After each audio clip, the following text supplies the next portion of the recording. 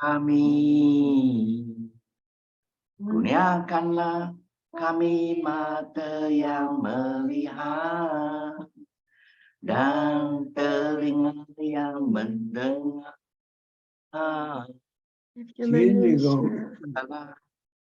Pintu pengertian sebenar dan biar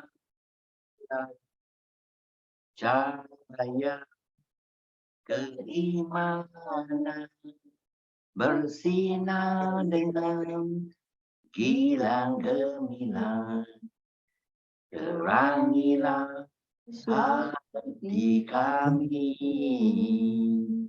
kurniakanlah kami mata yang melihat dan telinga yang mendengar. Bukalah pintu pengertian sebenar dan biar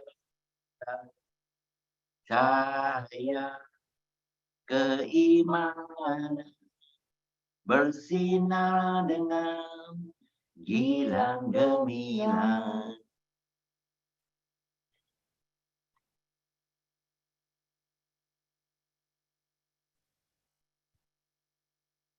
Thank you, Taraja.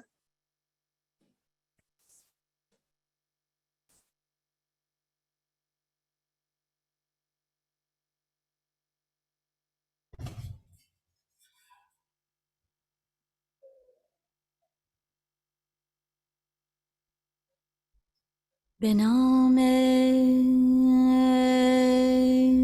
گوینده توانا،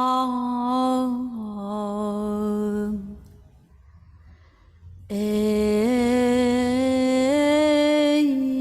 پسرش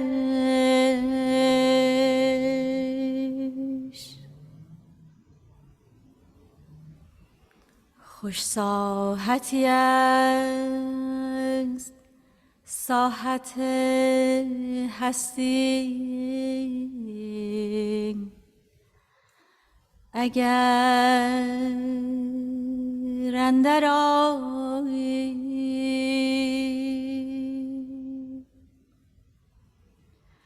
و نیکو بساطی است، بساط باقی. اگر از ملک فانی برتر خرامی،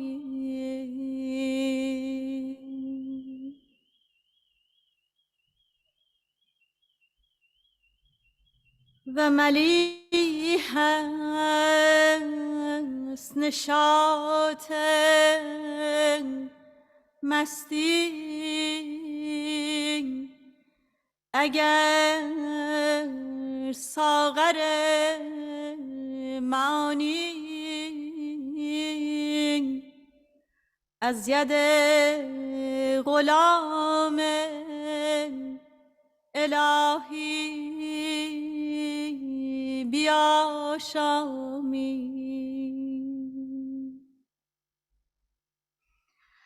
و ملیح است نشاط مستی. اگر ساغر معانی از ید غلام الهی بیاشامی.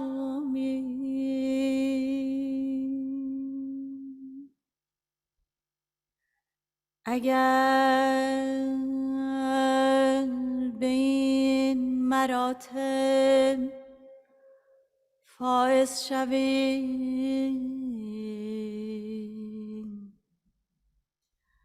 از نیستی و فنا و محنت و خطا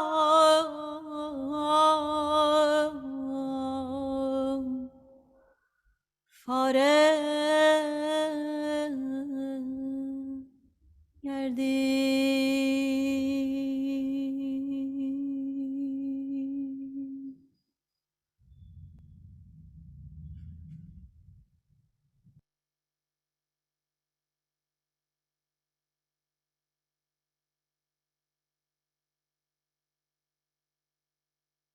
Beloved friends, you are very, very welcome to this very unique and special evening.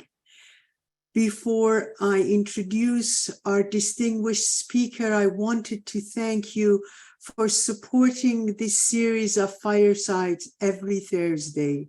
Thank you for being with us every Thursday, no matter what. Thank you for supporting us. This gathering that you see here is almost, in a way, a gathering of family. Our friends from Malaysia would text us and say, well, my kid is sick, but next week we will join you. The other one from Seattle.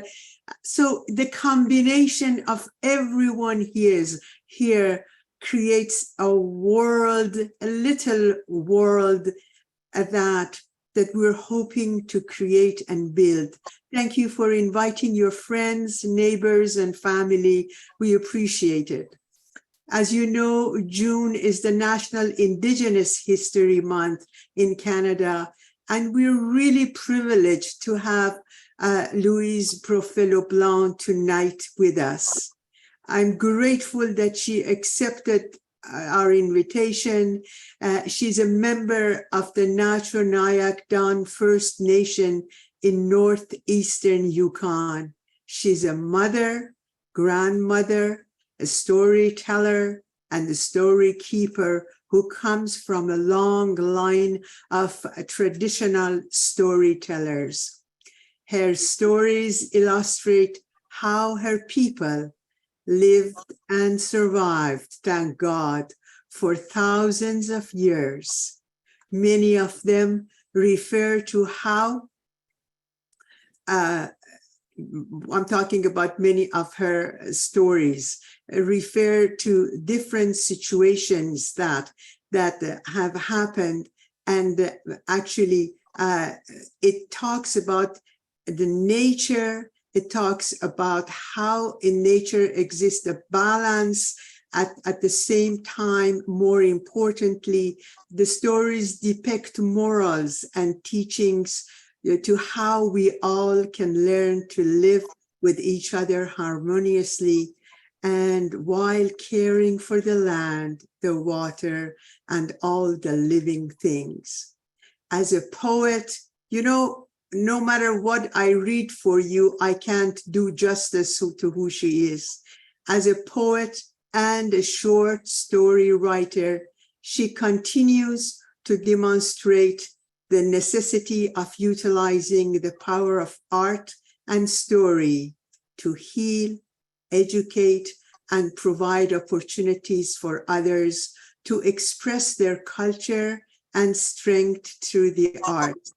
Some of her pieces have been published in anthologies at Yukon College and Banff School of Fine Art. I'm sorry, I don't know why I have echo, but anyways, Louise helped to co-found the Yukon International Storytelling Festival and the Society of Yukon Artists of Native Ancestry. Friends, I can add that Louise served on the National Spiritual Assembly of the Baha'is of Canada for many years, and she's being loved by everyone. She lives in Wakefield, Quebec with her husband. In this presentation, she will explore the mystical teachings of Baha'u'llah contained within the 7 valleys as a framework for the journey of reconciliation. Louise, thanks for accepting our invitation. You're muted, Louise. Well, thank you so much, Farouz. And I want to also really thank the angel who chanted for us this evening, Tara. I think that if the whole world had heard this song, that their hearts would turn towards reconciliation and unity. I just feel the power coming from that prayer of Baha'u'llah. So before we get started, I would like to greet you in my language. And in my language, I'll say, Indian doho te. And that means, how's the world treating you? And the response that a person will usually say, because we can't control what's going on around us. We can't stop the fires right away. We can't stop the rain. Certainly we can't halt the wind. So if somebody in my community says to you, Indian doho te, you would respond, Sothan, means I'm accepting the world as it is. So Indian doho te, you would say Sothan.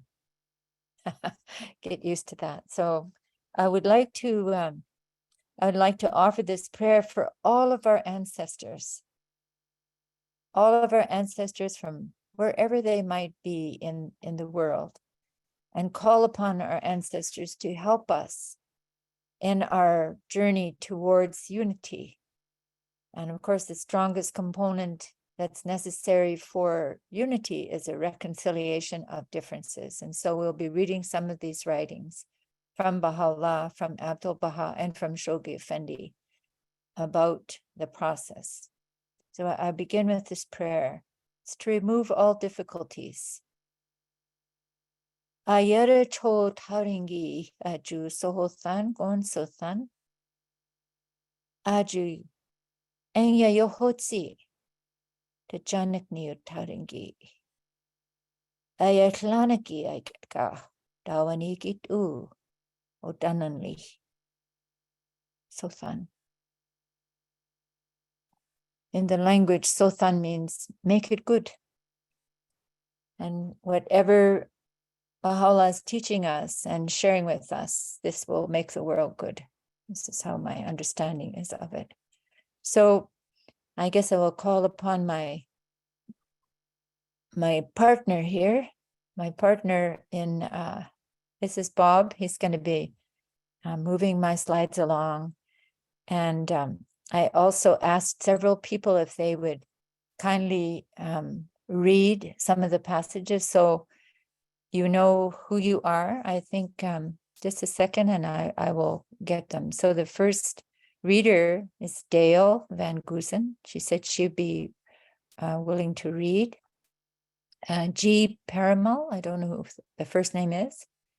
And Sunisha, thank you. So those three. And whoever else would like to read, I'll just call upon to read. So we want to bring the first slide up, please, Bob. Mm-hmm.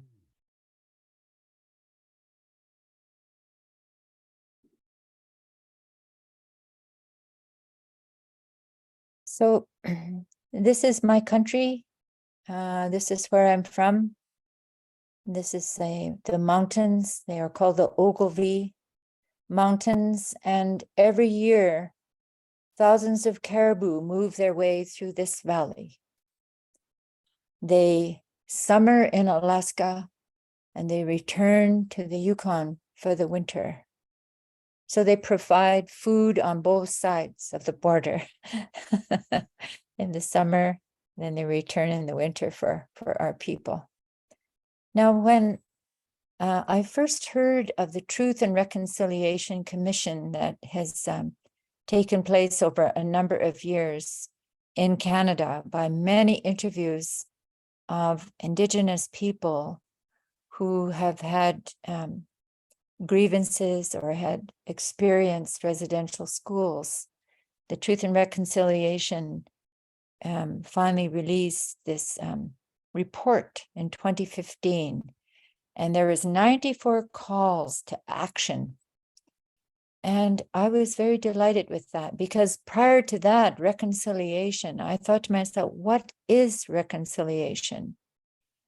I mean, at that time, because I was very unaware of what was going on, the only thing that I reconciled was my bank statement. So in looking at the writings, I thought to myself, how and what method do we use in the Baha'i community to reconcile our differences? And this took me on this lovely journey, because there is a methodology. There is steps, 7 steps towards this reconciliation. So this is what we're going to be doing. We're going to be journeying through these steps. All right, next one, please. So can I ask my first reader to read this beautiful quote where he's telling us the day in which we live. This is a day of reconciliation. Yay. This is the day in which God's most excellent favors have been poured out upon men, the day in which his most mighty grace have been infused into all created things. It is incumbent upon all the peoples of the world to reconcile their differences, and with perfect unity and peace, abide beneath the shadow of the tree of his care and loving kindness. Baha'u'llah. So this is the root word of reconciliation, right within the text of the Blessed Beauty. So this message has been shared with us long before what has come to Canada to be the 94 calls to action. And so I just really felt it was important for Baha'is to understand, the relationship, so that they could better develop friendships with all peoples here in Canada, and particularly at this time, the Indigenous population of Canada. So the next one, please. So Shoghi Effendi was the first one to bring this message to North America. And in this particular quote, he was talking to the National Spiritual Assembly of Mesoamerica and Antilles. And it indicates that Shoghi Effendi is also most anxious for the message to reach the Aboriginal inhabitants of the Americas. These people, for the most part downtrodden and ignorant, should receive from the Baha'is a special measure of love, and every effort be made to teach them. Their enrollment in the faith will enrich them and us, and demonstrate our principle of the oneness of man far better than words or the wide conversion of the ruling races ever can.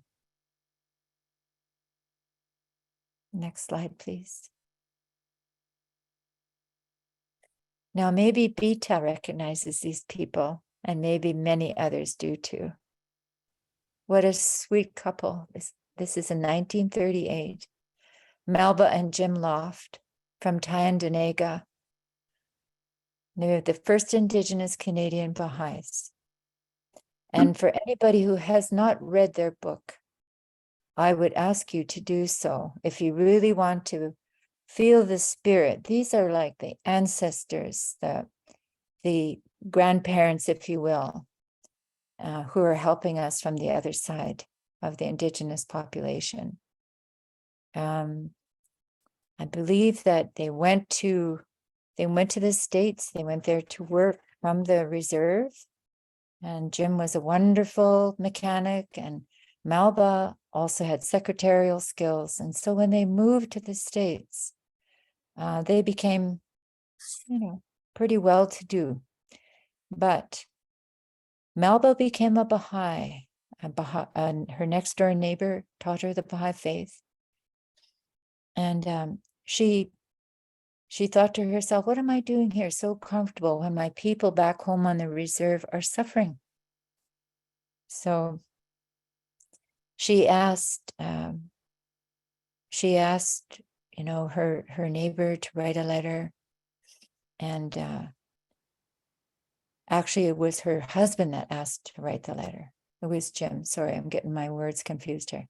I'm just looking right into the beautiful face of Melba, who visited the Yukon before she passed away. So when Jim became a Baha'i, because Melba became a Baha'i first, he wondered what he was doing in the States. Like he was wondering, why am I here when my people are suffering so much? So he told his wife, we should write the Guardian. We should ask the Guardian, what are we doing here? And should we stay here? And Melba kind of wasn't supportive because she knew what the Guardian would say. And so Jim, who was not very able to write this kind of a letter, asked the neighbor who taught them the faith to write the letter. And the Guardian responded to this beautiful couple, and he said, return to Tyendinaga.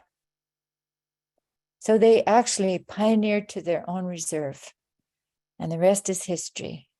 This wonderful couple dedicated their lives to this cause of Baha'u'llah. So the book is called Return to Tyendinaga, and I encourage all of you, if you want to hear the history of the first Indigenous Canadian Baha'is, this is the book. Okay, next slide, please. Okay, so Mr. Perrimon? yes, would you like to read this, please? The work being done by various Baha'is, including our dear Indian believers who returned from the United States in order to pioneer among his own people in teaching the Canadian Indians, is one of the most important field of activities under your jurisdiction.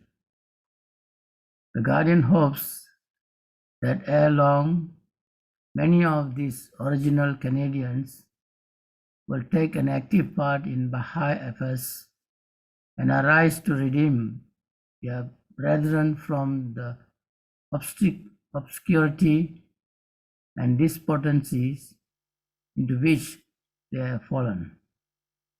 From a letter dated 23rd June 1950, written on behalf of Shogi Effendi to the National Spiritual Assembly of Canada. Thank you. Thank you. Next slide, please.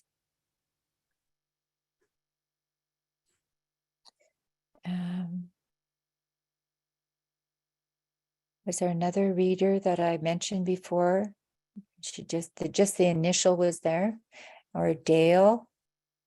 Gail, Mr. Perrimon, and Sunshine? I can read. Okay.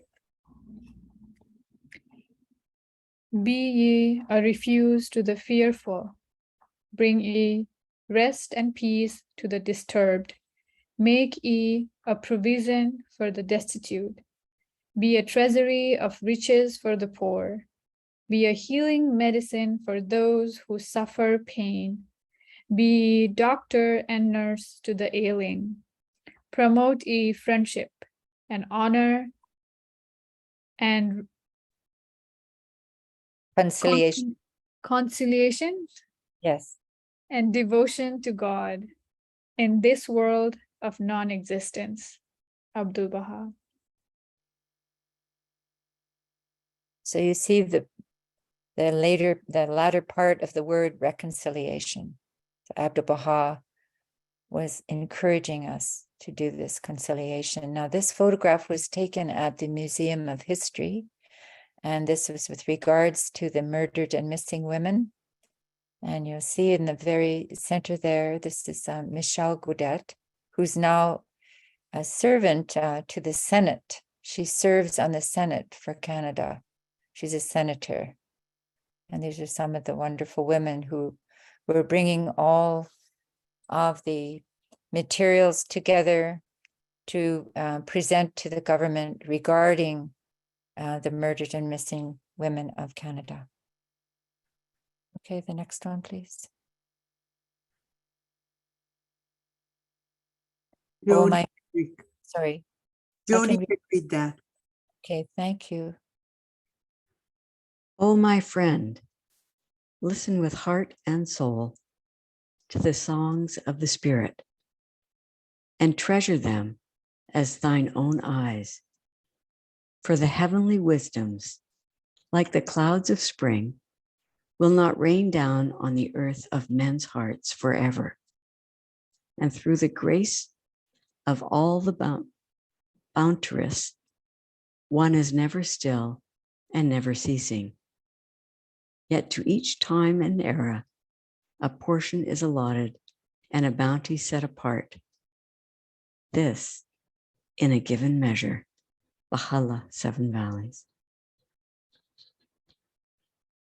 So as you can see, this is leading up to what we're going to be reviewing and studying and reflecting upon in the 7 Valleys.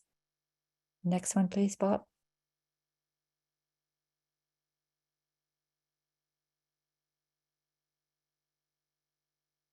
Oops. Was that the next one? Yeah. Okay. Now, one of the things that I really feel is important, you know, as we're looking at developing these communities, these vibrant communities that the House of Justice is challenging us to do, there's going to be a lot of movement of people, and these people will be moving in close proximity to Indigenous communities. So we should be reminded by Shoghi Effendi how we must behave as pioneers, how we must associate with each other and acknowledge what culture is already there and how to bring these two together. How do we reconcile? Although we are so different culturally, we're different in many ways, but how do we bring these things together? So Shoghi Effendi is giving us really good instruction, if you will, about how we should be when we're developing these communities. Would somebody kindly read this? This is from Shoghi Effendi in 1947. Huantadan. Nor should any of the pioneers at this early stage in the upbuilding of Baha'i national communities overlook the fundamental prerequisite for any successful teaching enterprise, which is to adapt the presentation of the fundamental principles of their faith to the cultural and religious backgrounds, the ideologies, and the temperament of the diverse races and nations whom they are called upon to enlighten and attract. The susceptibilities of these races and nations, differing widely in their customs and standards of living, should at all times be carefully considered and under no circumstances neglected. Shoghi Effendi, 1947, to the Baha'is of the West. So this should be a hint, this should be a clue as to one of the areas that we have to develop within ourselves, that we have to grow towards this in order to assist our communities to find that place of reconciliation, that place of friendship, that place where we come together in unity with all races, with all cultures, and of course, with the Indigenous community in Canada. Okay, next one, please.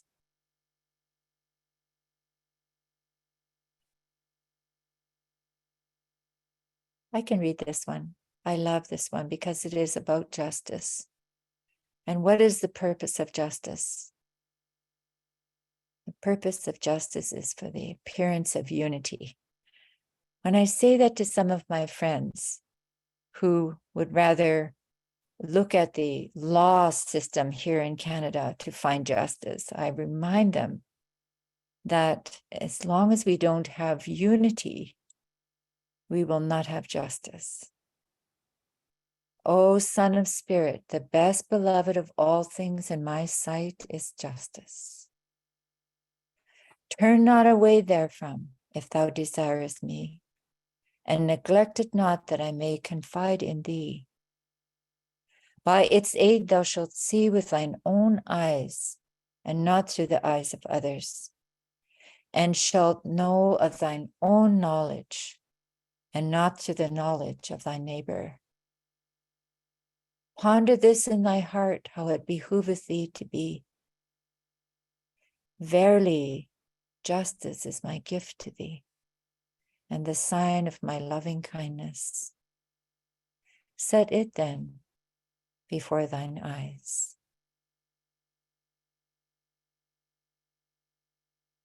Thank you. Go ahead, Bob. Thank you.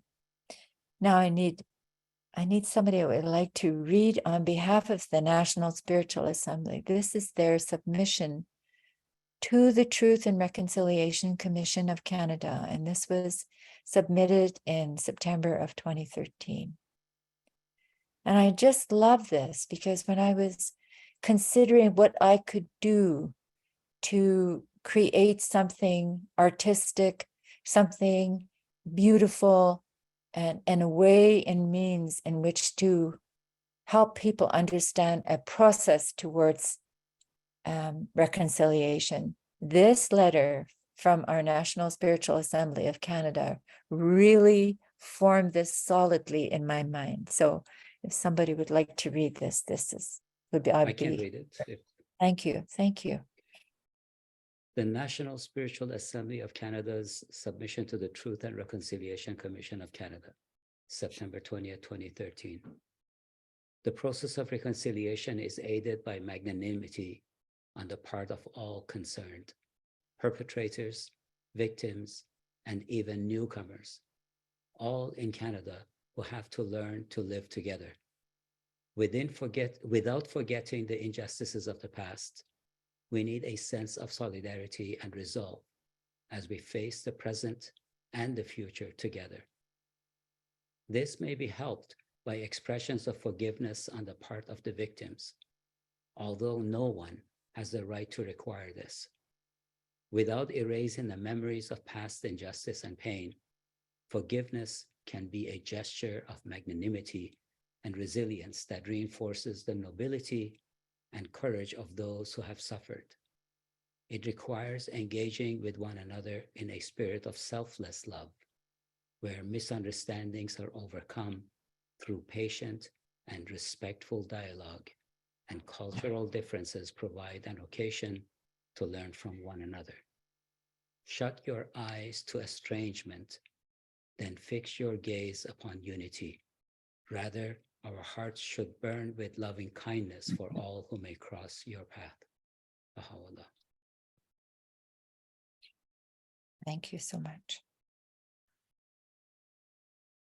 So, with this quote, it became very apparent to me, although many of my Indigenous friends from across the country had this idea that reconciliation was not our business. And after reading this letter from our National Spiritual Assembly, I had to read it more deeply and recognize that each one of us, and I just loved it, even the newcomers, each one of us who live here in this country or anywhere else on the planet, we have this responsibility to reconcile our differences with every human being. And so whenever I'm working now with people who are allies, I suppose, to the Indigenous population, and they're always taken aback when I say, and I'm working on reconciliation too. And they're kind of taken aback. I said, I have to move forward, not just from my own agenda and with the history of what has happened tragically in our country. I can't hang on to that. I must look forward, as this letter says, that we have to. Well, Baha'u'llah says, shut your eyes to estrangement and fix your gaze on unity. And then our hearts will burn with this loving kindness. And that is the main ingredient. That is what causes the fire of reconciliation, is this loving kindness. Yes. Okay, go to the next one, please. Oh, thank you. So, all right. So at that time, I had some caribou hide, raw caribou hide, and it was a very hot summer that summer. The Aboriginal People's Television Network were interviewing artists across the country about different matters. And they came to my home, and I was right in the midst of making these. They're like lanterns. They're like little baskets, and I put a little tea light into each of them. And I soak them, and when they're soaking wet, I put them tightly around a bowl, which is a mold, and then when they're dry, I pop them out, and then I embellish them. This particular piece that you see here, this photograph is taken in Greenland. So I took these 7, what I refer to as the 7 spirit bowls, and I go through each of the 7 valleys as I light the candle in each of these beautiful spirit bowls. So this is what I was able to do. Now, Abdu'l-Baha refers to this mystical composition, as you made reference to at the beginning, Ferouz, you talked about this came from the Sufi culture, but this was written by Baha'u'llah as a guide for human conduct. Now that was another clue for me.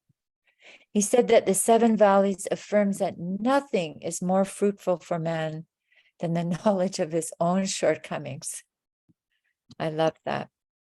So these 7 bowls represent the 7 valleys, and I liken them to the lighting of the spiritual journey that each one of us is taking on this planet, lighting the way towards reconciliation, lighting the way towards unity of the planet by learning and practicing these steps to improve our awareness of our own behavior.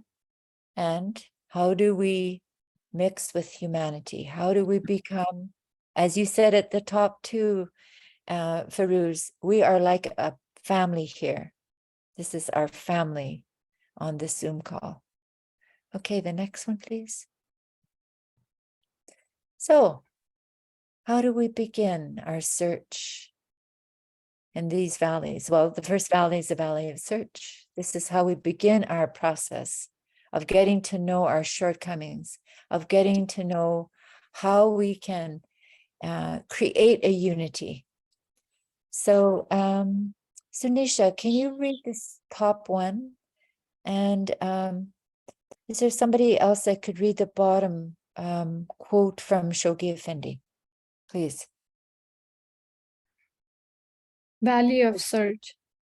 Only when the lamp of search, of earnest striving, of longing desire, of passionate devotion, of fervid love, of rapture and ecstasy is kindled within the seeker's heart, and the breeze of his loving kindness is wafted upon his soul, will the darkness of error be dispelled, the mists of doubts and misgivings be dissipated, and the lights of knowledge and certitude envelop his being.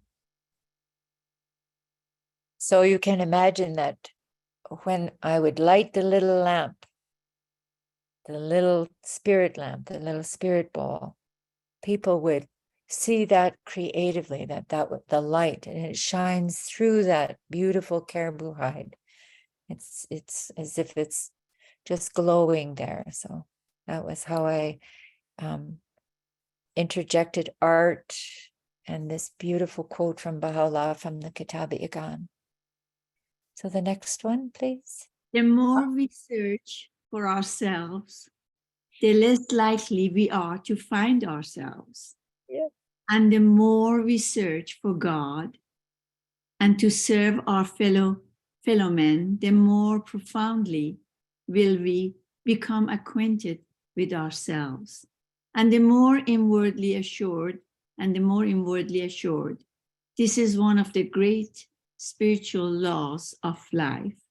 From a letter written in behalf of Shoghi Effendi in February 18, 1954. Yes. Louise, can we read that one more time, please? Yeah. Yes. Would you like to do it, please? Sure. The more we search for ourselves, the less likely we are to find ourselves. And the more we search for God and to serve other fellow men, the more profoundly we will become acquainted with ourselves and the more inwardly assured. This is one of the great spiritual laws of life. From a letter written on behalf of Shoghi Effendi to an individual believer, February 18th, 1954. Thank you. Yes. The more we serve humanity, the more we will find ourselves. But if we just search for ourselves, we won't find ourselves, but we have to find ourselves through this blessed, divine wisdom and power and light. This is so important. Okay, so we've entered the valley of search. And where do we search? Next slide, please.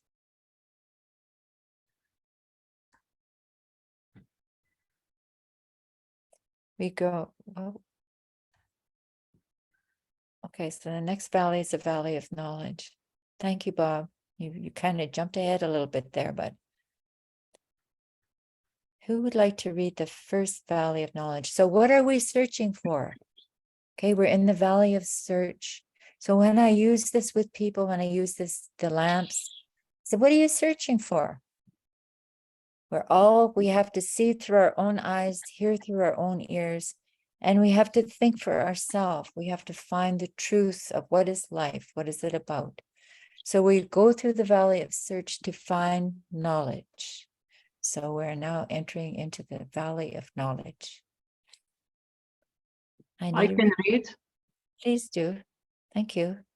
God has created in man the power of reason, whereby man is enabled to investigate reality. God has not intended man to blindly imitate his fathers and ancestors. He has endowed him with mind or the faculty of reasoning, by the exercise of which he is to investigate and discover the truth.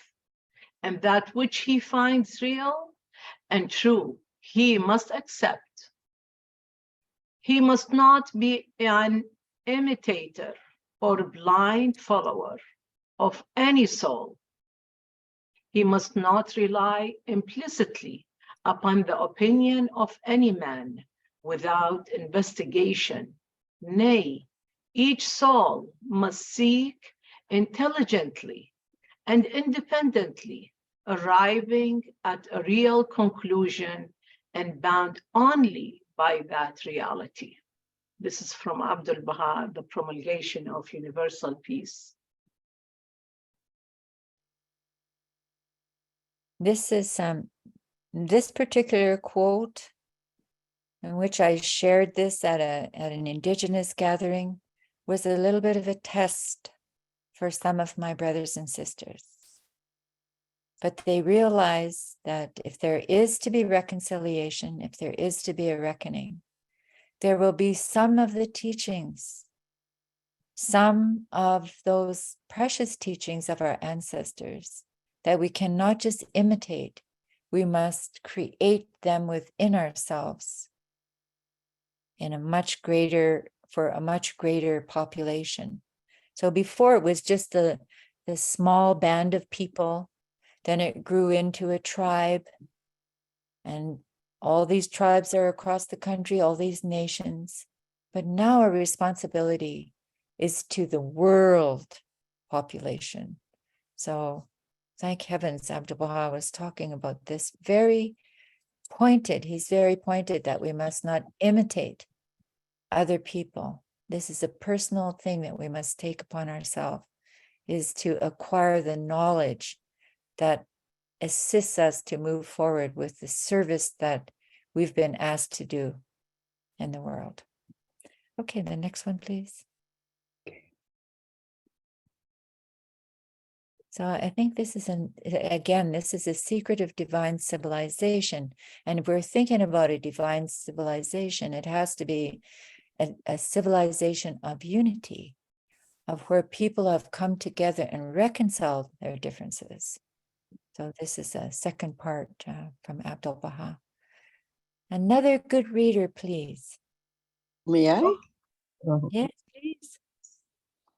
God has given us eyes that we may look about us at the world and lay hold on whatsoever will further civilization and the arts of living.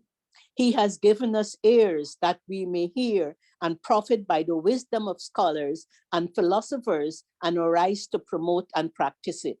Senses and faculties have been bestowed upon us to be devoted to the service of the general good, so that we, distinguish above all other forms of life for perceptiveness and reason, should labor at all times and along all lines, whether the occasion be great or small, ordinary or extraordinary, until all mankind are safely gathered into the impregnable stronghold of knowledge.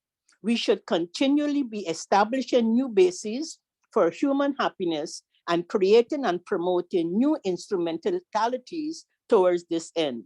Abdu'l-Baha, The Secret of Divine Civilization. Yes. Safely gathered into the impregnable stronghold of knowledge. Yes. And we can see now why it's so important that every human being on this planet has access to education. This is really divine. You know, Abdu'l-Baha refers to this book as the secret of divine civilization. And I thought that this was one that really spoke to me about the importance of, in order for us to move forward, you must be able to access this knowledge. You must be able to work with all peoples of the world to increase your own knowledge, and for them to also be able to increase their knowledge by working together. Okay, so next one, please. Oh, you have to read this one, Farouz. This is yours. I am the sun of wisdom and the ocean of knowledge. I cheer the faint and revive the dead. I am the guiding light that illuminates the way. I am the royal falcon and the arm of the Almighty. I unfold the drooping wings of every broken bird and started on its flight. Baha'u'llah, Tabernacle of Unity. It's very beautiful. This is a picture in Greenland. I was living with a beautiful Baha'i couple, and this was out of my bedroom window. It's a glorious, beautiful sunset. So the sun of wisdom, the ocean of knowledge.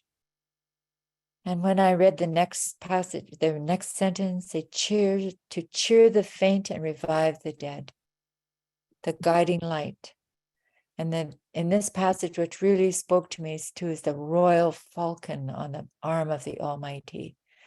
I think that he unfolds the drooping wings of every broken bird. So we can just think to ourselves, in our communities, how many people don't recognize, this that there is this sun of wisdom, this ocean of knowledge. And by accessing this ocean of knowledge, it cheers people, it revives the dead, it illumines the way. And so that was part of that valley of knowledge. Okay, the next one, please. Make every effort to acquire the advanced knowledge of the day and strain every nerve to carry forward the divine civilization.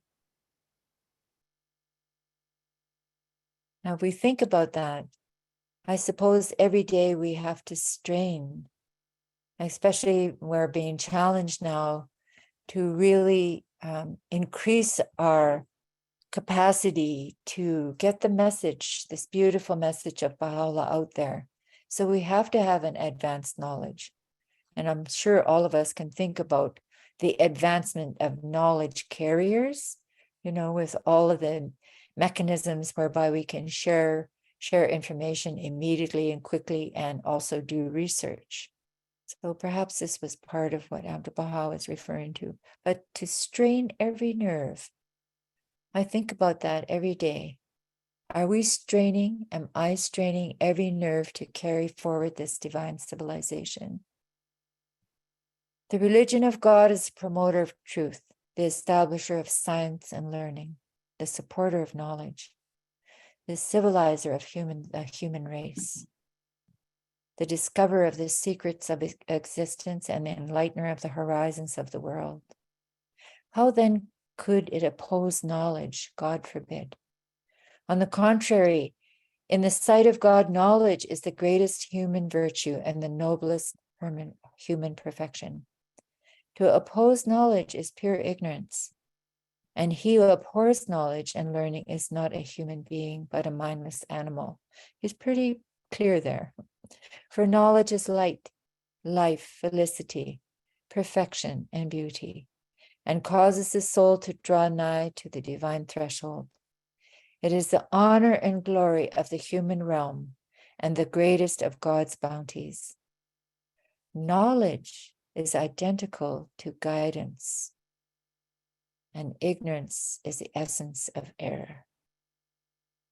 So again, there's another word there, the guidance, where he's guiding us through these valleys and going towards the importance of increasing our knowledge day by day, minute by minute, if we can.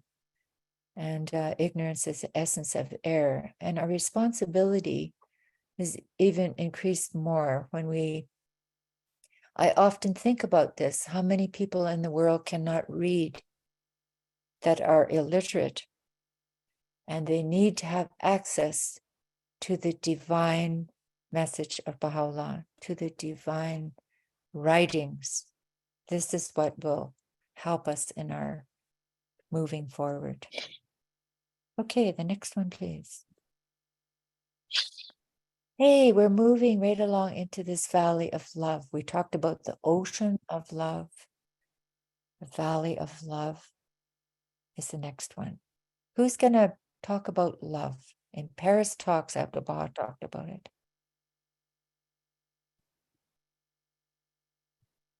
Can do that if you want. Yes, please. Yeah. Valley of love. In the world of existence, there is indeed no greater power than the power of love. When the heart of man is aglow with the flame of love, he is ready to sacrifice all, even his life. Abdul Baha. Hurry on, please. The message of the holy divine manifestations is love. The phenomena of creation are based upon love.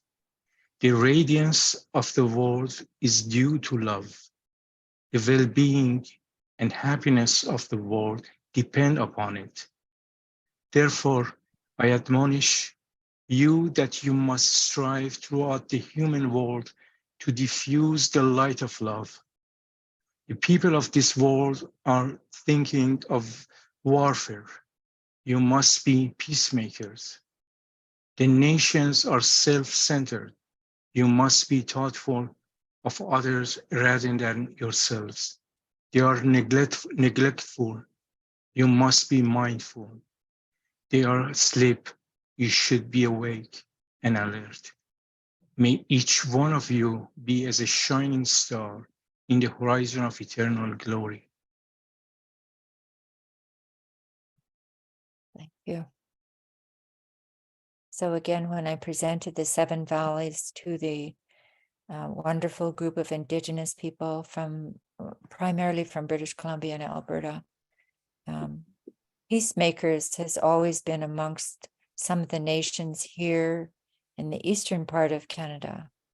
In fact, there was the great peacemaker. He was like a minor prophet amongst the Haudenosaunee people, so people really could understand that. And so you can imagine that the world without love is very dark. So this is our job. And so when I lit the Valley of Love, people understood again, this light is coming. And so by searching and through knowledge and now through love, which valley do we slip into next? Next one, please, Bob. Thank you. Okay. This is another photograph that I suppose it portrays, this love that the Creator had for all human beings when He created nature, when He created the sky, the water, the land, all living things, the plants, animals, all the different kingdoms. But He also created the kingdom of unity and agreement. And this quote talks about this. And again, this is reconciliation, is that it's a universal peace component of the universal peace. So this is from the promulgation of the universal peace again. So this mountain, Bob and I drove there a couple of years ago. This mountain at the end is called Nyak. And this is the giant beaver mountain. It's a very sacred place for the Gwich'in people of this area. So they also had blessed places. And when I became a Baha'i, I recognized that this is kind of like the house of worship, if you will, or a temple. It's a mountain. People hunt on that mountain, pay homage to it, because a giant beaver, that was his house years ago. Okay, so who's going to read this one, please? I will, if you like. Thank you. When we observe the phenomenon of the universe, we realize that the axis around which life revolves is love, while the axis around which death and destruction revolve is animosity and hatred. The proof is clear that in all degrees and kingdoms, unity and agreement, love and fellowship are the causes of life, whereas dissension, animosity, and separation are ever conducive to death. Therefore, we must strive with life and soul in order that day by day, unity and agreement may be increased among mankind, that love and affinity may become more resplendent, glorious, and manifest. Abdu'l-Baha, the promulgation of universal peace. So he says it right there, love and fellowship are the cause of life. And getting back to what is reconciliation. If we have this in our life, love and fellowship, and we would recognize that this is a cause of life. This is what gives energy and this force, this life force to this planet. Thank you, Abdu'l-Baha, once again. The next one, please, Bob. Now, this is beautiful. This was written 3 years ago, and I was chatting with Bob earlier today. I could be totally wrong, but this is the first time that I picked it up myself that in the House of Justice messages, I mean, they're all written with such love, such consideration, such knowledge, and confirming the friends of what they had to do. But in this particular letter, I found is that they really talked about this world being affected by love. The first time I saw this within the context of the House of Justice message. So, and they tell us how to use this. So we're still in the Valley of Love, and here's the House of Justice message that is talking really clearly and straight to us about this importance if we are to find reconciliation in the world and transform the world. Okay, so who would like to read this beautiful passage? I will. Great. Ultimately, the power to transform the world is affected by love, love originating from the relationship with the divine, love ablaze among members of a community, love extended without restriction to every human being. This divine love, ignited by the word of God, is disseminated by enkindled souls through intimate conversations that create new susceptibilities in human hearts, open minds to moral persuasion, and loosen the hold on biased norms and social systems, so that they can gradually take on a new form in keeping with the requirements of humanity's age of maturity. You are channels for this divine love. Let it flow through you to all who cross your path. Infuse into every neighborhood and social space in which you move to build capacity, to canalize the society building power of Baha'u'llah's revelation. There can be no rest until the destined outcome is achieved. The Universal House of Justice, July 22nd, 2020. So friends, you are all channels. You're all channels for this divine love. It is such a powerful, powerful statement, and given, of course, with such love and such kindness from our Universal House of Justice. Okay, the next one. We're still in the Valley of Love. What then happens? We go into this beautiful Valley of Unity, which is, again, as I'm lighting these candles in these lamps, working with people, not on Zoom, but right in a room, in a circle. So we're going, and you can almost feel the energy move forward. When we talked about love and you're not really sure what's going on, but all of a sudden we feel this unification of all of us in the room. I'm sure I'm feeling it right now with all of you on Zoom.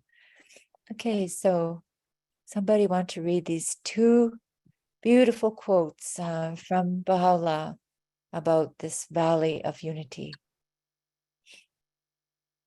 I can read it. Thank you. Valley of Unity.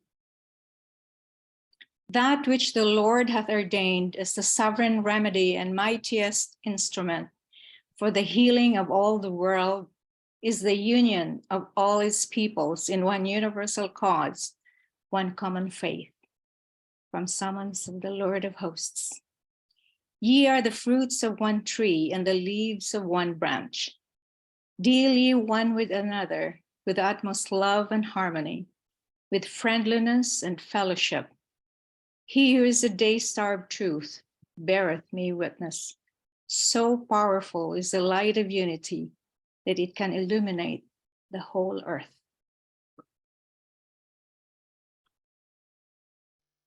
That's taken from the Epistle to the Son of Wolf. Yes. So our work is definitely being formulated before us. Now we're in the Valley of Unity. And for us to work together like we're doing just this evening by reading together, learning together. Who would like to read this? What is the purpose of justice? I often ask friends, I ask people around me, so what is the purpose of justice? And of course, people start talking about different laws and different things that are under the codes of law. And, yeah, the law, but love is the fruit of justice. Yes.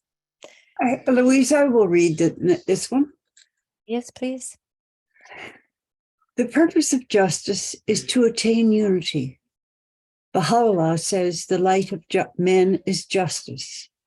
Quench it not with the contrary winds of oppression and tyranny. The purpose of justice is the appearance of unity among men. And my screen stops there. So is there more to this slide? No, that's it. No, that's it. That's it. Thank you. Hi, Bob. Hi. As you can see, this was a gathering in Washat, which is up in Côte Nord, along the St. Lawrence River, and there's young people here, elders, and we were talking about justice, and we were talking about unity. And of course, we can listen to the radio, hear newscasts, drive down the street in Ottawa or wherever we live, in whatever city. And there are all these people out there screaming, hollering, just carrying on, demanding justice. But justice requires movement towards unity. It's to attain unity. And as long as you are demanding it, unity will not be forthcoming. So this is one of the things that had great discussions with a lot of the people in the workshop for which I gave these slides. And so when people are saying or blaming other people for injustice, we have to turn it around and say, what is the purpose of justice? And just share it. It's to attain unity. And if we think about that, and if we can even relate it to laws in the land, why are all these people imprisoned? Is that unity? I know that in Alaska, and I just digress, in Alaska they have what they call these circles, just trying to remember, they have a very special word for it, healing circles, whereby if there's a person who has committed a crime, let's say, perhaps has stolen some goods from some person in the village, in a small village. So this team comes together, this circle of leaders, including young people, they're asked to come into the circle. So there's elders, there's the police, there's some mothers, perhaps even a doctor of the community and the community teacher. And they come together and they consult about what would be the best approach for this person. Because if you throw the person in jail, then that person suffers from that isolation, but is never asked to repair the damage. It's not asked to return whatever it is that they have stolen.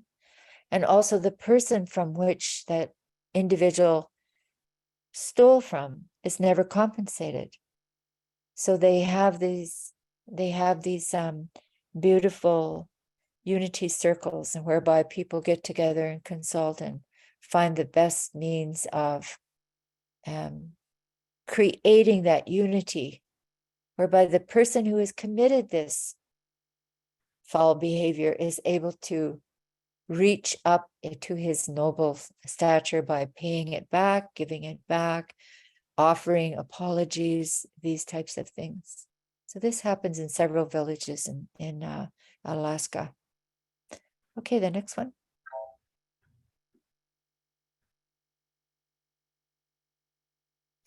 So we're starting to move through all of these beautiful valleys, and we're coming to a point. You move too forward. You move too forward, Bob. Yeah, we're going into the valley of contentment. What is contentment? Are we content now that we've moved through all those other valleys? Are we feeling pretty assured of ourselves? Contentment to see life as a perfecting process rather than a goal to reach. So when you're contented, you're working as you see your life as a process towards that goal. So in the words of Baha'u'llah, the words of wisdom, he said, the source of all good is a trust in God, submission to his command, and contentment with his holy will and pleasure. That is contentment. The source of all glory is acceptance of whatsoever the Lord hath bestowed, and the contentment with that which God hath ordained. Bob, do you want to read that last hidden word there, please? O Son of Spirit, ask not of me that which we desire not for thee. Then be content with what we have ordained for thy sake. For this is that which profiteth thee, if therewith thou dost content thyself. Yeah, so he mentions content several times there. So the next one, please.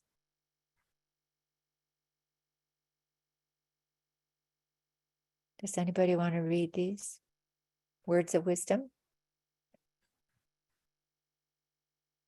Sure, I read it. Okay. Sorry, go ahead. Okay, I'll read it.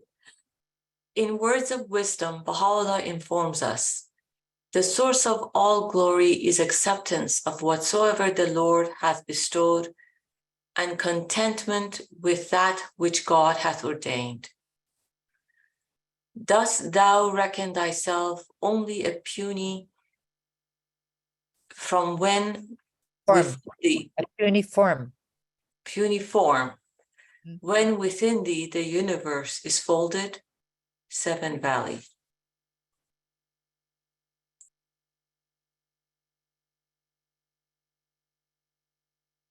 Okay, the next one, please. So we're going through all of these different valleys. We get to the Valley of Contentment. All of a sudden, we're just full of wonder. In this valley, you recognize because of the former valleys that you have traversed through, you get to this place where there's absolute like wonderment. And the seeker, it is written, is struck dumb in this valley by the beauty of God. And the seeker becomes conscious of the vastness and glory of creation. And I don't know how many of you people who were studying the Baha'i faith, investigating the Baha'i faith, and all of a sudden you acknowledge the truth. You understood it, you accepted it, and you see this glorious beauty of God. You became conscious of the vastness and glory of creation. And you discover in all of that the inner mysteries of God's revelation. So being led from one mystery of creation to the next, it is explained that the seeker continues to be astonished by the works of God. I'm sure you all remember that moment. Okay, so the next one, please. Can I read it, Louise? Yes. Thank you. Is this Veronica? It's me. Okay, this is wonderful because this is the one that oftentimes when people go through the seven valleys, they say, what? We get to absolute nothingness? So at the beginning, this is Veronica. Yes, thank you. We go through all of these valleys, we go search and then we all these things and then we end up with absolute nothingness? I know that when I was first studying this, I was like, wow. Are you okay? Is that your speaker? Are you okay, Veronica? It's okay, no problem. Can you?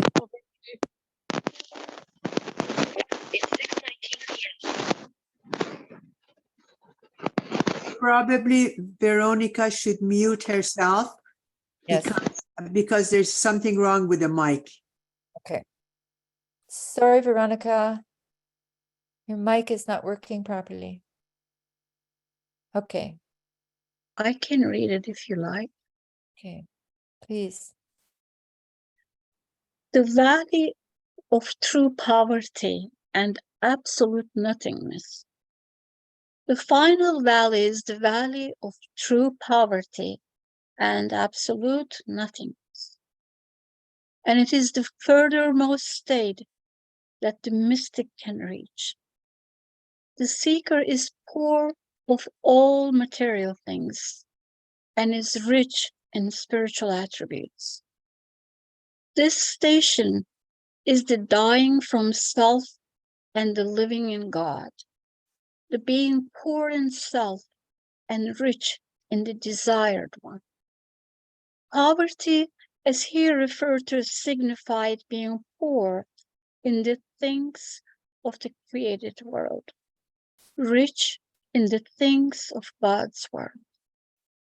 For when the true lover and devoted friend reacheth to the presence of the beloved, the sparkling beauty of the loved one and the fire of the lover's heart will kindle, ablaze, and burn away all veils and wrappings.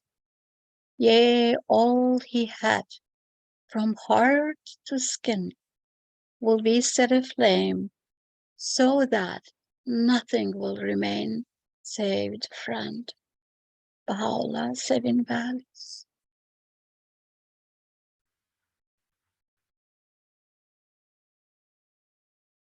So what initially at the beginning of our travels through these seven valleys seemed unsurmountable, that huge mountain, how do we attain unity? How do we walk towards reconciliation? Now, as we come through all of those valleys and we turn around and we look back and we see nothing can stop us. We say to ourselves in utmost poverty before God, but what seems so difficult is not so difficult anymore. So these are the things that I was able to glean, and also using these spirit bowls. And I'm so sorry that we aren't able to do this in person, because it's when it's in a room. But I think it's the creative word of God that is the most important thing. All right. So is that the last one, Bob? Yes. So at the end, I want to thank you all for taking this sacred journey with me. We all came through the seven valleys, up the high mountains, trying to understand all of these valleys. And for the rest of our life, we will try to understand and contemplate which valley are we in. And throughout our lives, throughout our day even, which valley am I in? Thank you.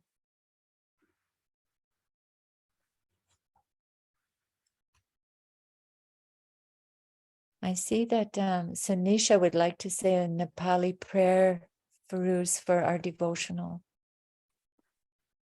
Of course, is there any questions? I haven't thanked you yet, but I'm wondering if there is any questions. May I read what Nemat Sobhani wrote in chat? This is what I wanted to say, but I couldn't articulate it as good as him. He said, thank you, Louise. This was a novel approach to studying the journey of the soul. Wonderful. Thank you. Thank you.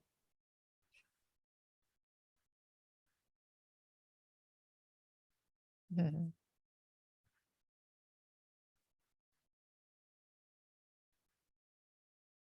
That was so wonderful that the friends were able to join us from the other parts of the world.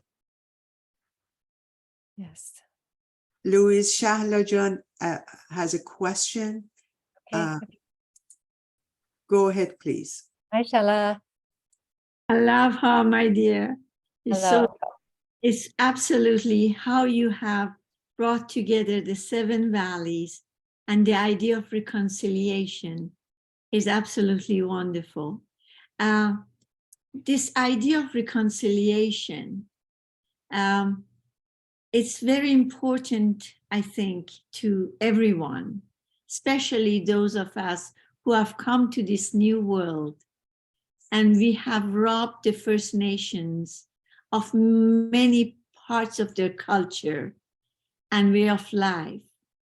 And there was a discussion among us, and somebody said, before we can really reconcile with others, there has to be an internal reconciliation.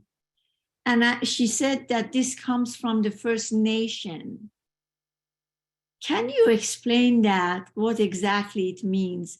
Because I think I do agree with the First Nation that in order to recognize our deeds and understand it and face others that we have wronged, we have to first recognize within ourselves what it means. And apparently First Nations talk about this, and I'm wondering what it means. I'm not totally clear on what your question is, Shala. But Well, what I do realize, and I think I mentioned that right at the top, that you know, when this all came about, all of these 94 calls to action, I encourage people. I said, so are you an educator? Are you involved with environment? Are you involved with, you know, different educational facilities and institutions? Like you can pick and choose from the 94. And in fact, the Baha'i community here in Wakefield hosted a forum where we built these beautiful art pieces of discs, like they were made from birch, and we hung them from the ceiling over the big circle of people who attended. And I said, the thing is, pick one, any one, and work on it. And to associate yourself with and work with Indigenous people to create better understanding. I think that that's where it's at. And I know that even at the beginning, you know, after the Truth and Reconciliation had those 94 calls to action, a lot of Indigenous people were saying, well, they have to do the work. No, we all have to do the work. Baha'u'llah says to us, we all have to do the work. Everybody on the planet. So nobody can be released from that responsibility. So I hope that half answers your question, Shala. It partially does. What I understand, because I was at one of these gatherings in Montreal. If you remember, we had it a few years ago here. Yes, yes. One First Nation friend said to me, just for someone to say, I'm sorry, without recognizing within themselves the reality of what has happened, would have no value. And I'm wondering if you could talk about the factors that just to say sorry is not sufficient, has to go beyond that, I think. At least that's what I understand. Yes. Well, it's also very interesting that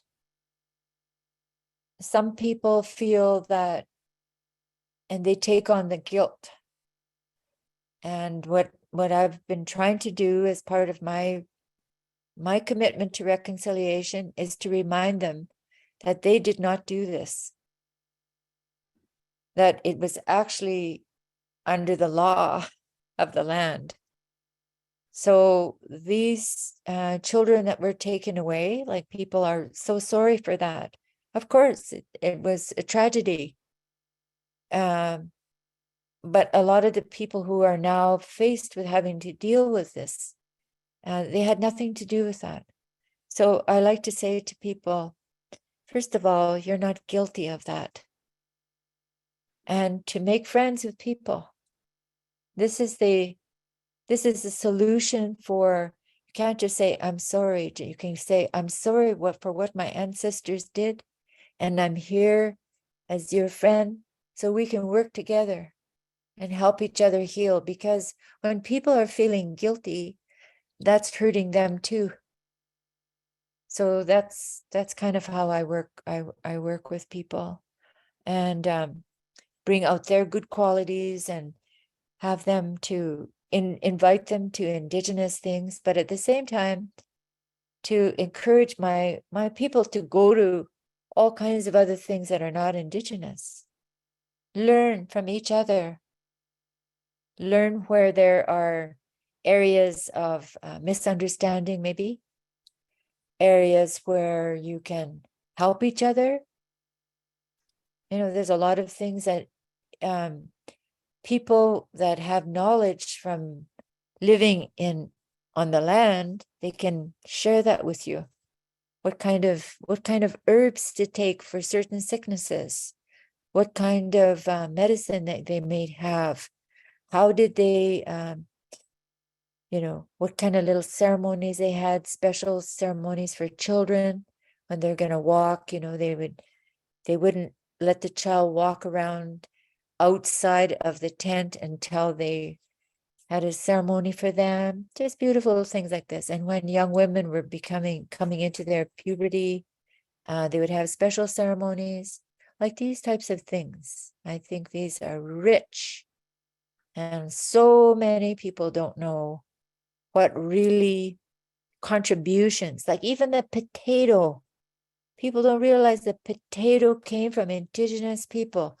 Corn came from Indigenous people. I'm sorry to say, tobacco. But in those days, they used tobacco as a sacred plant. This was a sacred plant that was used for ceremonial purposes and things like this. So there's a lot to learn. And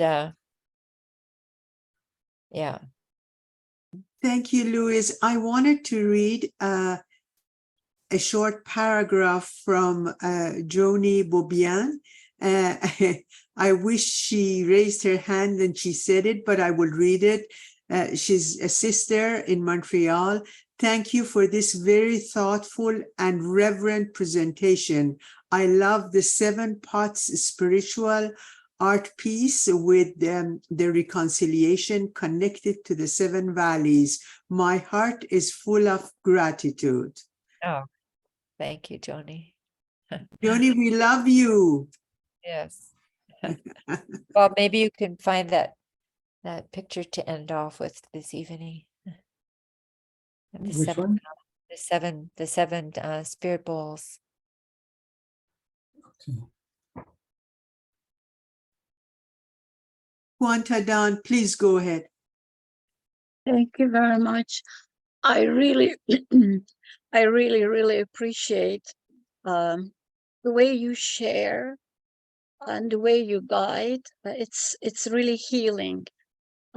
Because I'm thinking right now, I'm involved in many organizations that are dealing with DEI and reconciliation.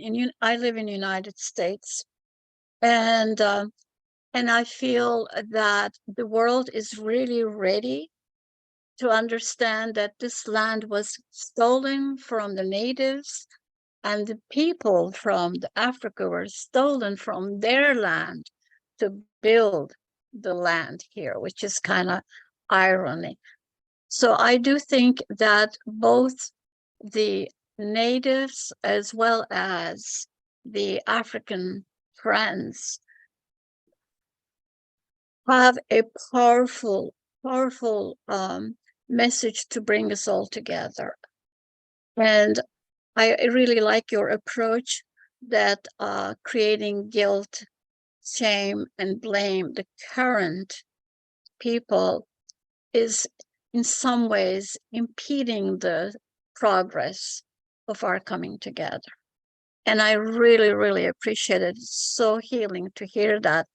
And I wish, Ms. LeBlanc, that you would really start some really powerful organization that will go out within as well as outside of the Baha'i community, because your approach is very healing, and I really, truly appreciate it. Thank you so much. Thank you. Thank you, Masi. Also, I wanted to read, Louise, I just received a WhatsApp message from Mr. Trillium, and he mentioned that his wife is working with Indigenous community in Wakefield. And he said there is a long story and pictures of his wife working with junior youth and families. It's beautiful, but I don't have the computer skills to put it on chat. And neither did he. Oh. We just have a white screen right now. It says viewing Safu's screen, but there's nothing showing. Oh, but I didn't do it. Did I do this? Somebody did. It says Saif screens. Whoever is Saifu? It says Saifu is sharing their screen. Saifu? Okay, yeah, I stopped it. Okay. Oh, that's it. That's it. Thank you. So that's the spirit bowls. Yeah, these are the spirit balls. Friends, it's 8:35. If there is no more questions, we could move into the other part of our evening, which is a devotional. Is there any more questions or comments? Oh, Shahla, do you have a comment? Please go ahead. I just want to say, I'm so glad Louise mentioned about the corn and the potato, because this corn and potato, the potato helped the Irish from their famine. Because of their famine, without the potato, they would have died. And the corn in Africa. And we don't realize what, finding the New World and getting to know the First Nations has done so much in the other parts of the world. I was fascinated to find out that so much of what grew by the First Nations in North America, we use all over the world. And we think it is ours, but it's actually originally was what was grown by the First Nation. And the chili is the other one. I love chili. So I just wanted to mention that. Yeah, I'd like to say that Louise and I haven't had a chance to have supper yet, and we are having a famine here, and we have potatoes on the stove. Well, Thank you so much. I just wanted to mention regards to that, there was this beautiful acknowledgement by Ireland, who 15 years ago invited some people from Native Americans from the States to come to Ireland, and they built this huge monument of 4 bronze feathers in this park to acknowledge the fact that these people from the original people had saved. Yes. Veronica, I think you turned your microphone. There we go. Just before Mrs. Trias say something, I wanted to ask CRG, can you You raise your hand and then you change your mind, but we will not forget. Can you come back again, please? Yeah, I Yeah. am. I saw your time is up. So I was gonna say it's so interesting. This talk is so wonderful. I'm always very much drawn to Seven Valleys. I don't even know why. I became Baha'i in China back in '93. So I'm 30 years Baha'i. I live in San Francisco now. I'm a visual artist. Back in 2010, I did a very large art project, multimedia, site-specific installation, and viewer participatory for in the art center in San Francisco. It's called Reconciliation. A portion of that is an oil painting of a woman with 10 arms, you know, sort of trying to navigating or finding balance. Then she sits up high on a lotus petal above the cityscape of San Francisco. I don't know how to put a picture in here. I will email and I will share. But then I have a live tree extended from the painting. The painting itself, it's an oil painting, 6 foot by 7 foot. And the whole project, you know, it's 18 feet high. So the tree is 6 foot. I brought a live tree there, and that's the part of a viewer participatory. I mean, I'm doing all this without have any knowledge about the indigenous people and all this reconciliation. What you are telling, I'm learning from. That was based on my personal experience, you know, being Chinese and study art in, you know, in Europe and living in the US, you know, personal struggles. I'm trying to find a balance and reconcile with the situation, reality, and my spirituality seeking. So the project is, I brought in 99 very small, plain little cardboard boxes on site. I'm asking people, and the tree I call the unity tree. And I ask people come to the show for one moment, no matter, you know, what difficulty or struggle they are facing, they put that inside the box. Okay. By talking, by draw, by, you know, singing, whatever way you put that, your personal issue in the box. Outside the box, you draw with a bigger picture, you know, if you step out of your personal issue, then they will hang that in the on the tree. The experience was, I was really shocked.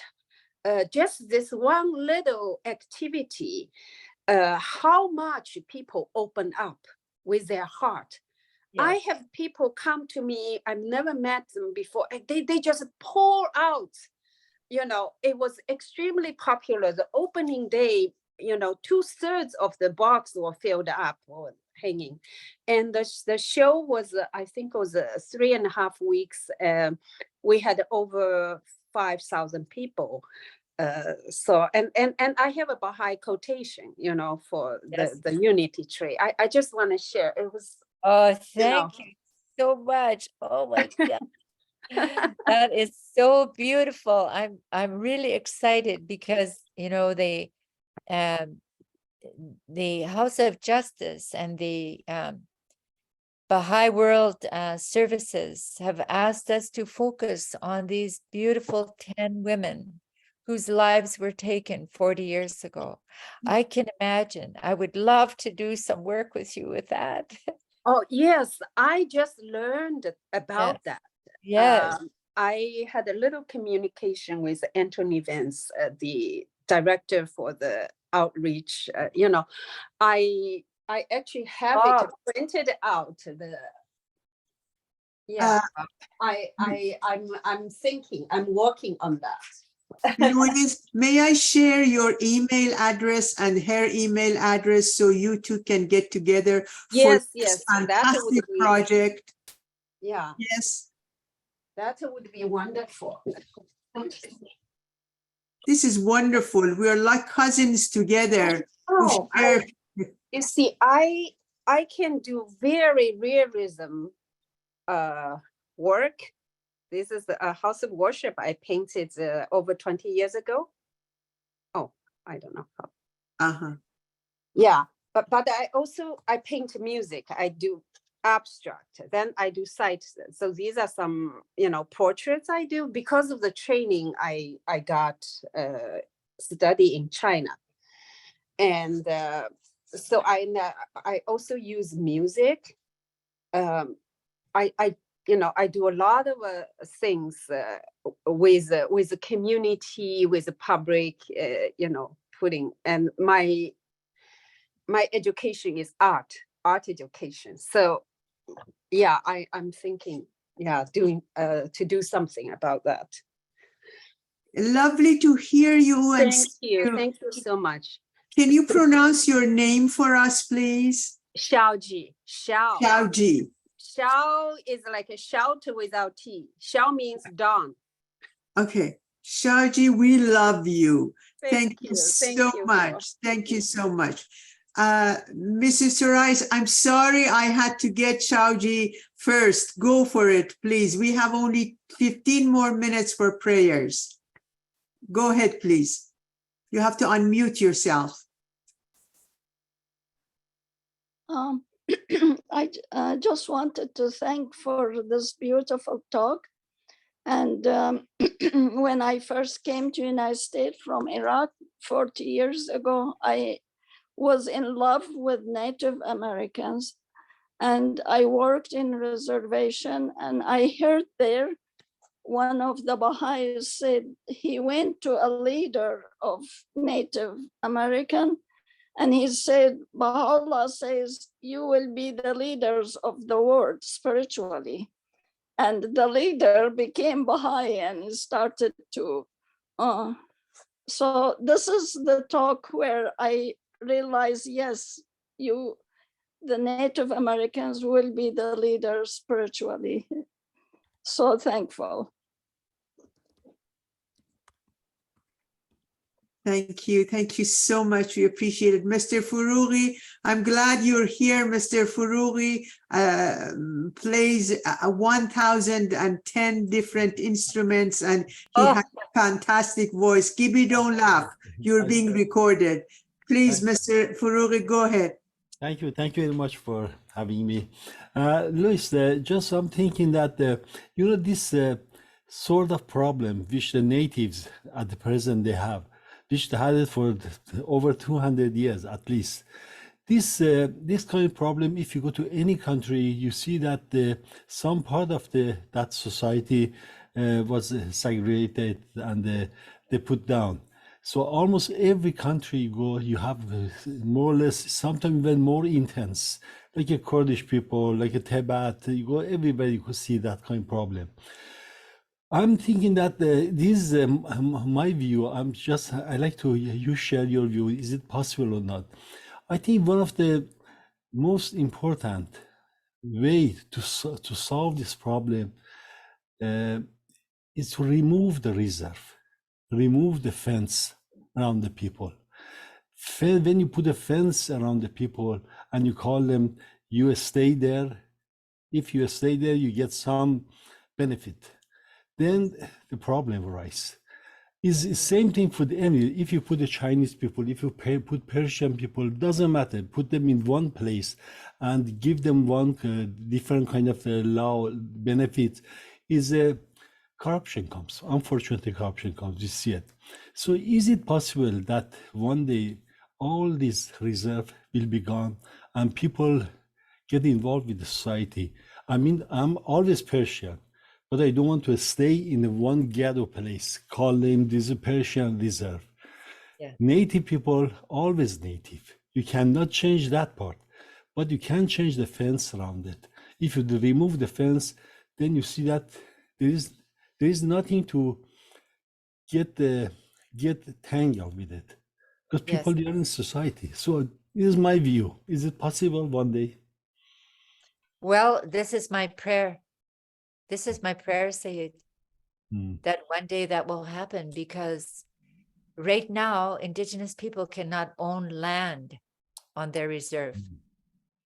And if you can't own land, the possibility of you acquiring any kind of business becomes minimal, because you have to own property, you have to have some sort of wealth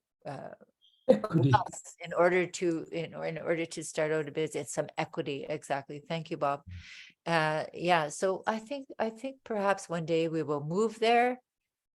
You know, things in the government goes very slowly.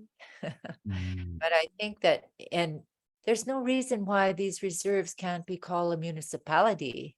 That's right.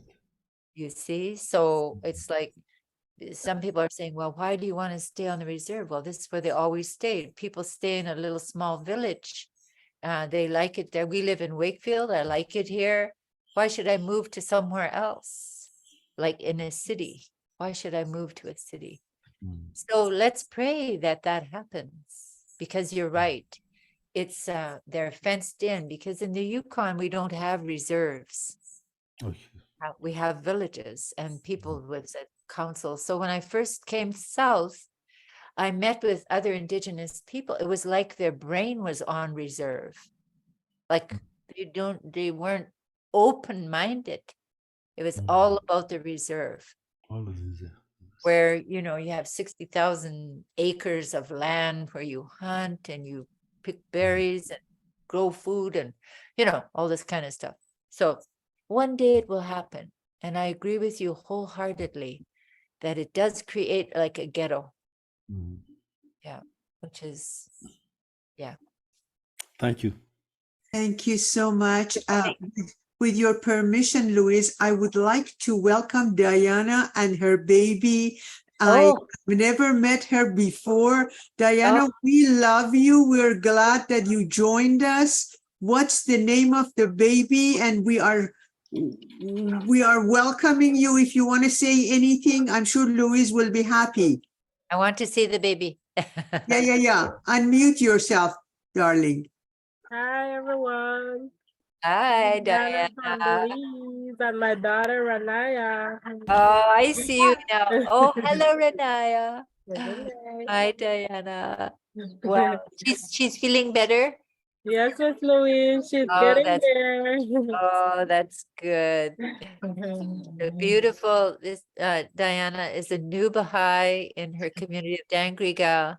And she has two most beautiful children. Her oldest, well, I think the youngest too, Ranaya, is also saying little prayers. Yes. Yeah. Oh, thank you. Louis, my daughter and I have been in Dangriga many times before. Diana, thanks for joining us. Yes, no problem. Thanks for inviting me too, Miss Louise and Mr. Bob. Yes, for sure. For sure. Have to get together for book 2. Yeah, sure. Diana, would you like to say a prayer, or maybe you want to do it another time? Another time, please. Okay, no problem. No problem. Friends, we need to finish with a few prayers. Mr. Faroughi is here. Muluk John, are you still here? Yes. Yes, I am. So why don't we ask Muluk Jan, then Mr. Faroughi, Tara Jan, and Shaji, if you can finish with a Chinese prayer. Would that be fine? Oh, thank you. Okay.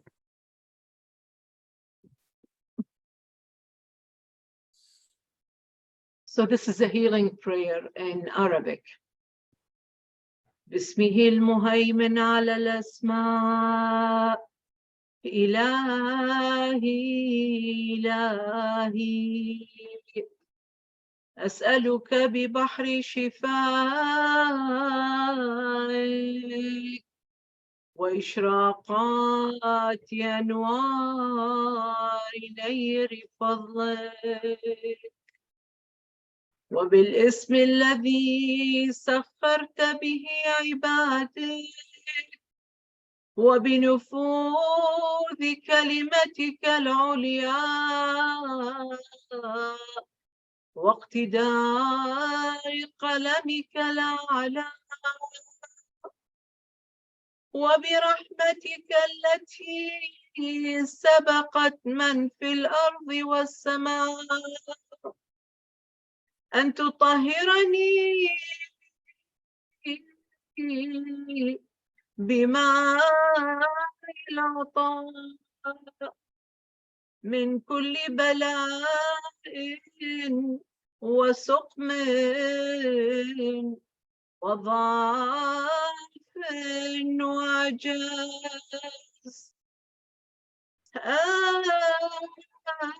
يا ربي ترى السائل قائما لدى باب جودك، والآمل متمسكا بحبل كرمك. أسألك ألا تخيبه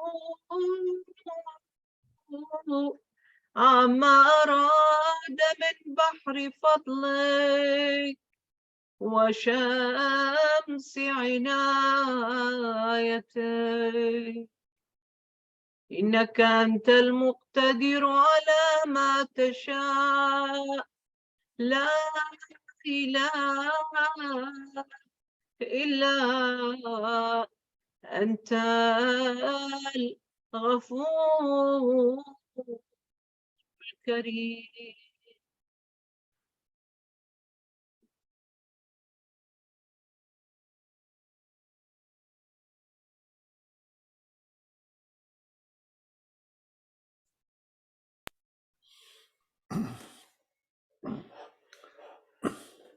I'm going to say the hidden words of Baha'u'llah based on Irish tune.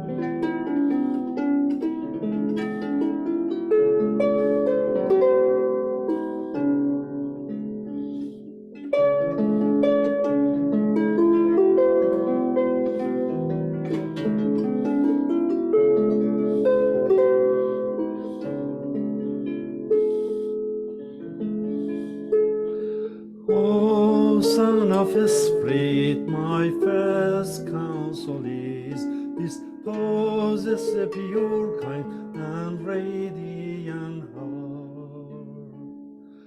O Son of a Spirit, my first counsel is this: possess a pure, kind, and radiant heart, that thine may be sovereignty, ancient, imperishable, and everlasting, that thine may be sovereignty, ancient, imperishable, and everlasting.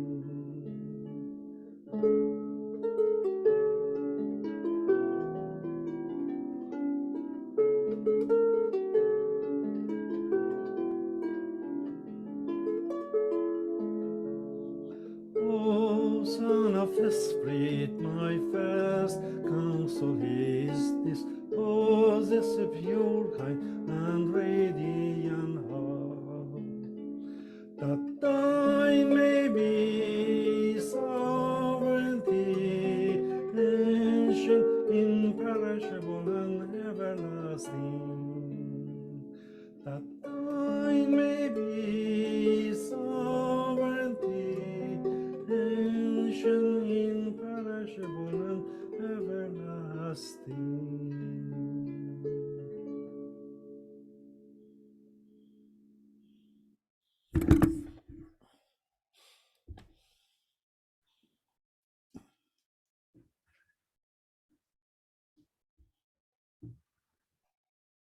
Parajan.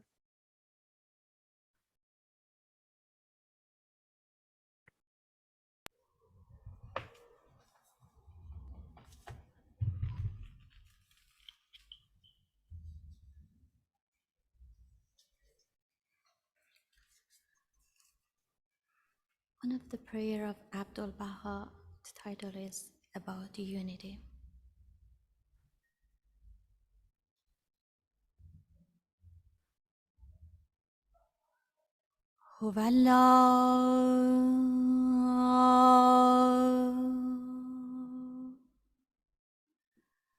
ای خداوند مهربان،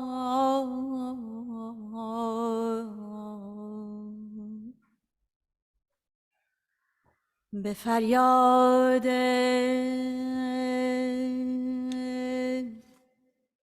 بیچارگان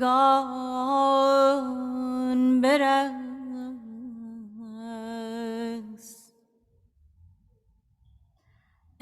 ای پاک یزدان، بر این اطفال یتیم رحم فرما.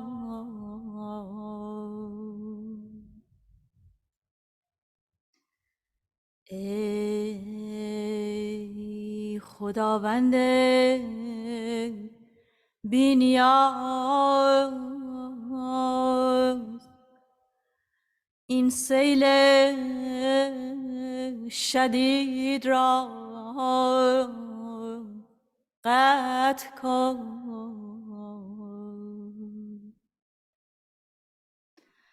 ای خالق جهانیان، این آتش افروخته را خاموش کن.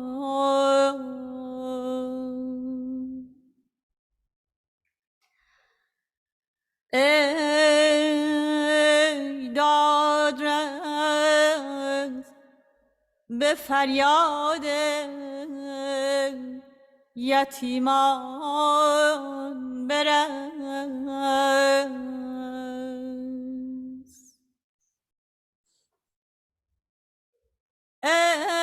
ای دادرس، به فریاد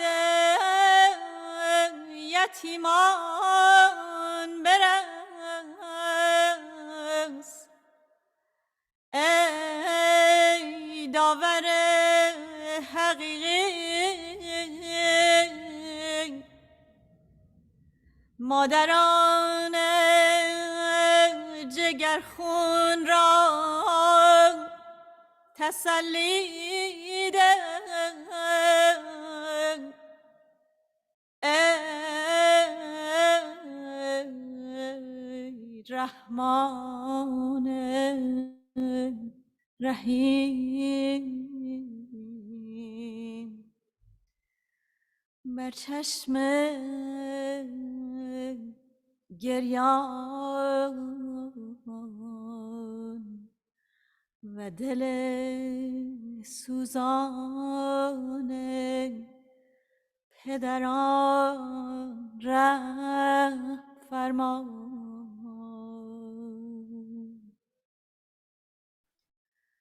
این طوفان را ساکت کن و این جنگ جهانگیر را به صلح و آشتی مبدل فرما.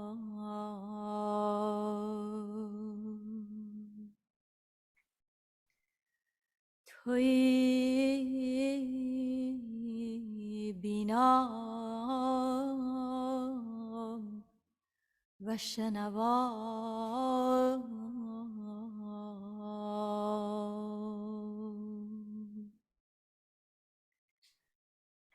عبدالبها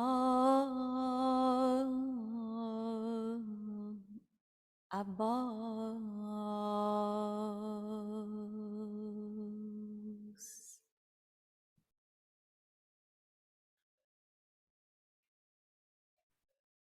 I'll say a prayer in Chinese. Blessed is the spot. 祝福在此地，在屋宇，在这里，在城市，在心田，在山岭，在避难所，在洞穴，在山谷，在陆地，在海洋，在岛屿，在草原，凡歌颂上帝之处，他的圣名荣耀。好了。